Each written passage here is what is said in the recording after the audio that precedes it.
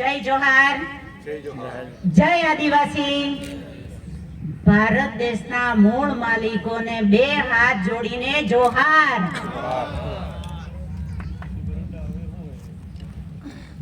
ખાલી આ સ્ટેજ ઉપર જ જોહાર બોલીને આપણે પૂર્ણ વિરામ કરશું એવી માન્યતા હોય તો ધીરે ધીરે એને બહાર કાઢી નાખજો. અને ઈ આ જે માન્યતા છે કે ઈ તો સ્ટેજ પૂરતું જ બોલાય ને મીટિંગ પૂરતું જ બોલાય, બાકી નહીં. તો એમાંથી બહાર નીકળી જજો. કોઈ પણ તમારા ઘરે આવે મહેમાન જાય ત્યારે એનું અભિવાદન તો મારા ખ્યાલથી જોહાર હોવું જોઈએ. કરવું ન કરવું એ તમારી મરજીની વાત છે, પણ મારું અભિવાદન તો ઈ જ છે, જોહાર. અને હું અહીંયા જ આ અભિવાદન કરું છું એવી વાત એ નથી 2 મિનિટ આડીઅવળી વાત થઈ જશે. જ્યાં કર્મભૂમિ છે એ કર્મભૂમિની અંદર સોસાયટીમાં જે મકાન મેં રાખ્યું છે ને એ મકાન ઉપર મારા મકાનનું નામ પણ જોહાર છે. પછી અહીંયા એક દાદા બેઠા છે, જોરાવરસિંહ પારગી. એમને ગઈ 13 સપ્ટેમ્બરે અમે ગીત ગાતા હતા તો એમને ખુશ થઈને રૂમાલ આપેલો છે, એમાં જય આદિવાસી અને જોહાર લખેલું છે. ઈ માથા ઉપર બાંધીને આખા મહુવામાં ફરવું એટલે મારો પ્રચાર થાય. બીજું કે અન્ય વ્યક્તિ આદિવાસી સમાજ સિવાયના પણ માણસો મને જોવે એટલે એનું ઉદ્બોધન તો જોહાર જ હોય છે. પછી સ્કૂલ હોય, સોસાયટી હોય, ગામ હોય અથવા કોઈ પણ ના ઘરે જાઓ એટલે હું બોલું ઈ પહેલા તો ઈ મને જ એમ કે જોહાર બેન. અને અહીંયા મારા કાકા દાદા કે કાકી બાબી કે ફઈ પત્રી કે કાકા બાબા મળી હતી, જોહાર કઈક બાજુ રાખે ને હારું બીજું કઈક બોલે. હા, એ લોહીમાં ભળી ગયું હોય એને નીકળતા વાર લાગશે. લોહીમાં ભળી ગયું હોય, આપણા રોગ કઈક લોહીમાં ભળી જાય એટલે એને મટાડતા વાર લાગે, એટલે એ મટતા વાર લાગશે. પણ સહર્ષ આપણે જાતે સ્વીકાર કરશું તો, એટલે શક્ય હોય ત્યાં સુધી કદાચ મારી વાત કડવી લાગશે પણ દવા હંમેશા કડવી હોય છે. એ નડે નહીં, ગમતી નથી પણ એ નડે તો નહીં જ. એમ કદાચ જોહાર અભિવાદન એવું છે, કદાચ ગમશે નહીં તમને પણ એ જોહાર અભિવાદન નડશે નહીં. કોને નહીં નડે? આવનારી પેઢીના બાળકોને, સંતાનોને નહીં નડે. આ જે કાર્યક્રમ અહીંયા રાખ્યો છે ખારી ગામમાં, તો આ ખારી ગામના યુવાનોને હું પહેલા ધન્યવાદ આપું છું. કદાચ બીજી બધી જગ્યાએ મીટિંગો થતી હશે, થાય છે તો લોકફાળો ઉઘરાવાયો છે. આ ગામની અંદર મારા ખ્યાલ બહારની વાત હશે કદાચ, પણ કદાચ લોકફાળો નથી ઉઘરાવેલો. એવું છે સમીરભાઈ? હા, ફક્ત ગામ લેવલે, બાકી નહીં. તો આ ગામ છે ની ભામાશા તો કહેવાય કે ન કહેવાય? તો આ ગામને પણ આપણે ખૂબ એને ધન્યવાદ અર્પીએ છીએ. અને આ ગામ આગળથી આપણે શીખ લેવાની છે. આપણા ગામની અંદર આપણે જ્યારે આવા કાર્યક્રમો કરીએ ત્યારે ગામની અંદર 5, 10, 15 ભામાશાઓ તૈયાર થઈ જાય તો અન્ય ગામ ઉપર આપણે સહારો નહીં રાખવો પડે. જે કટીબંધ આપણે 5, 10 નોકરિયાત તો હશે ગામની અંદર, 5, 10 પ્રાઇવેટ કામ કરતા હશે, 5, 10 મજૂરી કરતા હશે, 5, 10 પોતાનું ઘરનું ભરણ પોષણ માટે દૂધ ડેરીનો પણ ઉપયોગ કરતા હશે, એમ 25, 30 કુટુંબ પરિવાર હશે. તો બધા ભેગા થઈને ગામનો જ ખર્ચો, ગામનો જ પૈસો ભેગો કરીને અવસર કરીએ તો એ ગામ ભામાશા કહેવાય કે ન કહેવાય? તો ખારી ગામ આગળથી તો આપણે આ એક શીખવાનું છે કે આપણે જાતે આપણે ભામાશા બનીએ. ચાલો, પોઈન્ટ પૂરો થઈ ગયો. બીજો પોઈન્ટ, હવે અહીંયા તો ઘણા જ્ઞાનના સાગરો બેઠેલા છે, ખૂબ જ્ઞાનના ભંડારો ભરેલા છે અહીંયા.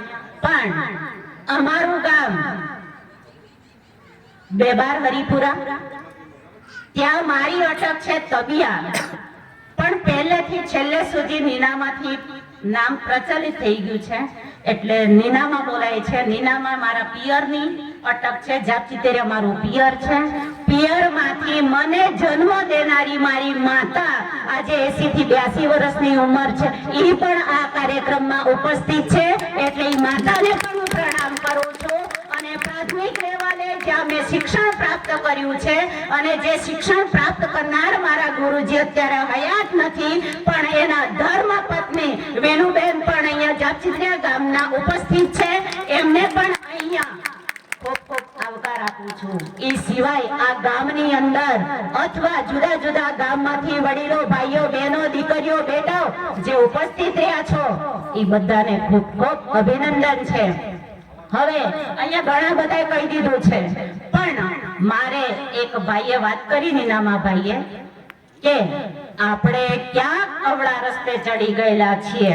ભાઈઓની વાત નથી કરતી હું, મારા બહેનોને હું કહું છું કે બહેનો, તમે તમારા સંતાનને ભણાવવા માંગતા હશો. કદાચ તમારું સંતાન ભણે કે ન ભણે, પણ તમારી તમન્ના તો ઈ જ હશે કે મારું છોકરું ભણે, ખૂબ આગળ વધે, આગળ વધીને મા બાપનું, કુટુંબનું, ગામનું, સમાજનું નામ રોશન કરે. પણ આપણું બાળક ભણતું નથી, એની પાછળના કારણો તમે જાણજો. કયા એવા કારણો છે, કઈ એવી પરિસ્થિતિ છે કે આપણું બાળક ભણતું નથી, અથવા તો ભણે છે તો અધવચ્ચે સુધી ભણે છે ને પછી ઉઠી જાય છે. એના કારણો જો હોય તો કદાચ પહેલું કારણ ઘરમાંથી હશે, આજુબાજુ પરિવારમાંથી હશે, ગામમાંથી હશે, કુટુંબ અને પછી સમાજમાંથી હશે, અને પછી આવશે બીજા કારણ. તમારું બાળક જાય છે BA BEd કરે છે, MSc કરે છે, ડોક્ટરની પદવી પણ ગ્રહણ કરે છે, પણ ત્યાં તમે કોઈ આપણે નથી નડતા ને બીજા કોક નડે છે. તમારા બાળકને પોઈન્ટમાંથી પણ બાકાત કરીને દે છે. ઈ જાણવાનું છે. ઈ તમારાથી મારાથી નથી થતું, પણ આપણા લોક પ્રતિનિધિઓ જો એમાં ધ્યાન આપે તો ઈ પ્રશ્ન હલ થાય એમ છે. પણ લોક પ્રતિનિધિઓ તો આપણને ધમકી આપે, જો તમે બોલશો તો તમારી આવી દશા કરી નાખશો, જો તમે આમ બોલશો તો તમારી દશા અમે ચૈતર વસાવા જેવી કરી નાખશો. તો આપણે શું કરશું? સમય આવે ત્યારે થોડો મગજનો ઉપયોગ કરી અને આમ દબાવવામાં આપણે થોડી કાળજી રાખશું. બરાબર? માતાઓ, ભાઈએ કીધું કે ઘરમાં અને અત્યારે આ બધી જે પ્રવૃત્તિ થઈ, અહીંયા ગરબાનું હશે, કઈક હાલીને જતા હશે, બધું હશે, એમાં ઘણા જોડાઈ ગયા હશે. જાઓ, પણ એમાંથી જો જોડાવાથી, જવાથી, ગાવાથી, નાચવાથી, કૂદવાથી સરટીઓ મળી જતી હોય, ડિગ્રીઓ મળી જતી હોય, નોકરીઓ મળી જતી હોય તો એ કરજો. તમને, મને, સ્ત્રીઓને શિક્ષણ આપવાનું કામ જો ભારત દેશ આઝાદ થયો ઈ પહેલા જો જેને કર્યું હોય ઈ છે સાવિત્રીબાઈ ફૂલે, જ્યોતિરાવ ફૂલે. બાકી આપને તો ભણવાય નહોતા દેતા. ખબર 80 વર્ષની ઉંમરની માળીઓ હશે, આપણી બહેનો હશે, આપણી માસીઓ હશે, ઈ અભણ હશે, પણ 50 થી 60 વર્ષની એજ વાળા જે બહેનો હશે એ બધા ભણેલા હશે. કોના પ્રતાપે? સાવિત્રીબાઈ ફૂલેના પ્રતાપે. સાવિત્રીબાઈએ ખૂબ સહન કર્યું. અત્યારે તમે અહીંયા આવતા હશો, તમે ગર્વથી સહન કરીને જ આવતા હશો. કદાચ તમને કોક કઈક કહેતું હશે તોય તમે એનો સામનો કરીને અહીંયા આ પંડાળમાં બેઠા હશો. એમ સાવિત્રીબાઈ જ્યારે SC ST OBC ઈ મહિલાઓને કોઈ નહોતું ભણાવતું ત્યારે ઘરમાંથી એને કાઢી મૂકતા હતા, ધમકી આપતા, છતાં એ બહેનોને ભણાવવા માટે નિશાળે હાલ્યા જતા હતા. તો વચ્ચે અમુક વિઘ્ન સંતોષી માણસો ઈ બેનને ખૂબ હેરાન કરતા હતા, કાદવ કીચડ નાખતા હતા, કપડા બગડી જતા હતા, છતાં ઈ બેન કાખમાં બીજી થેલી રાખીને સાડી લઈને નિશાળે જાય. કાદવ વાળી સાડી જે નિશાળે બદલી નાખે અને સારી સાડી પહેરીને સ્ત્રીઓને ભણાવવાનું કામ શરૂ રાખ્યું. ઈ છે સાવિત્રીબાઈ ફૂલે. પણ આપણે એને નથી યાદ કરતા અને આપણે આપણા ઘરમાં બીજી માળીઓને બેસાડી દીધી છે. તો ખરેખર આપણા ઘરમાં કોની છબી હોવી જોવે? મને કયો, આપણા ઘરમાં કોની છબી હોવી જોવે કે જેના થકી આજે આપણે ફોરેફની જિંદગી જીવીએ છીએ, બોલી શકીએ, લખી શકીએ, નોકરી કરી શકીએ છીએ? તો એને તો આપણે ભૂલી ગયા અને બીજાને આપણે અહીંયા બેસાડી દીધા. આપણી માને તો આપણે કે બેસાડી દીધી, બીજી બાને આપણે શરૂ કરી દીધું, જે આપણને કશું ક્યાંય ઉપયોગમાં ના આવે. તેમ છતાં હું તમારો એક પ્રકારનો વિરોધ નથી કર્યો, પણ આપણી માં ઈ માં, આપણે જન્મ દેનારી માં, નદીને જ્યારથી માનું સ્વરૂપ નામ આપ્યું છે ને ત્યારથી નદીઓ બગડી છે, કચરો ઠલવાય છે. જ્યાં માનું સ્વરૂપે માને એનો દરજ્જો નથી આપેલો એ દેશમાં નદીઓ ચોખ્ખી અને ચણાક છે.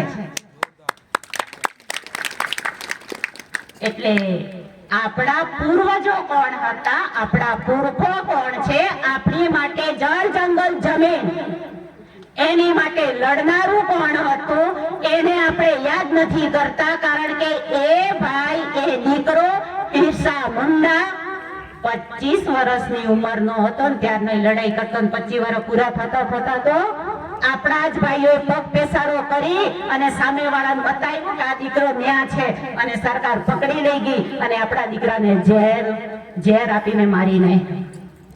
ઈ કાનૂન માટે જે લડ્યો તો ઈ કાનૂનના લીધે આજે આપણે હકદાર છીએ જમીન ઉપર રહેવાનો.